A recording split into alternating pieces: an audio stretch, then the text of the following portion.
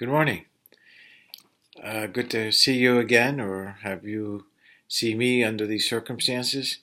At this juncture, I am starting my orientation for the Board of Trustees at Carlos Albizu University, and I'll be doing this for a few more hours before attending the first board meeting. I look forward to sharing with you what we discover here. In the What's Worth category, there's no stipend associated with this activity, although they do cover the costs of getting to and from Puerto Rico. I also wanted to share with you that I took a look at your proposals. I think in general they're in the ballpark. Some a little bit too vague, so we need to define them. And most probably need a lot of attention to exactly, specifically, what is it that you're going to do. So as you go forward, uh, at least until I give you feedback on Thursday, we'll take some time during that portion of the class, and I want to go ahead and go into some detail about what is it that you need to do. And again, in general, you're on the right track. Specifically, we need to narrow it down quite a bit more. But anyway, we'll keep going. As you know from our discussion last time, the focus was essentially on St. Augustine and St. Thomas Aquinas. Uh, and for better or worse, I think that the message should be not about Christianity, but about what we can take from those early writings that suggests, first of all, the foundation that Christianity is very often a foundation for the basis of some Western philosophy, and that Western philosophy is a foundation for certain kinds of thinking, including but not limited to science, which we're going to go ahead and go into a lot of detail in the very near future. The second thing is that this is a belief system, and in many ways, so is science. That we have a basic concept that we believe in a certain way of thinking. Third are the specifics, including but not limited to such concepts as free will and the fact that you do have a choice to, quote, do right and wrong. If you do right, this is what happens. If you do wrong, here's what happens. What is the process of thinking and making reasoned decisions, and what happens when you have a amalgamation of a series of decisions, especially if they're right ones, then that becomes, among other things, knowledge. So it's important that you appreciate that. But maybe we should take a moment and work backwards, and maybe address something that, maybe in my thinking, I wonder whether we should have started with this particular lecture instead of the last one. Because this one, in some ways, precedes Christian theology and subsequent Western philosophy. And this has to do with the ideas of the Greeks. Now, let's take a few moments to address this. And we discussed it a little bit the other day in class. We were talking about cultural limitations, or maybe even not cultural limitations, but cultural margins that have to do with our way of thinking.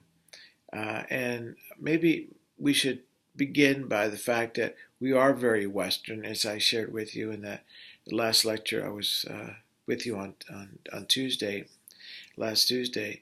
And that Western really has its foundation in the roots of what we're going to talk about today, and that's Greek thinking. Now, I guess one of the first questions is why Greek? Maybe a question might be why not Indian or Chinese? Well, uh, I'm not entirely sure, but in some ways that there's this imaginary line that really was drawn somewhere around Mesopotamia, or if you prefer, think about the western, eastern shores, excuse me, of the Mediterranean. Uh, Outside of that initial sliver that is now known as Israel and to a degree Syria and so forth, we really don't look too much further east than that to get ideas. And I wonder whether some of this has to do with how difficult the geography was to traverse.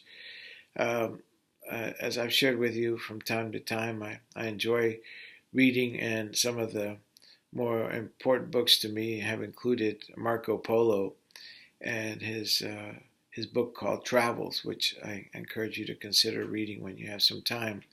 And he talks about his trajectory from Italy through what you and I now call the Middle East, and it was difficult, foreign, uh, and in many ways something that was way out of his line of possibilities.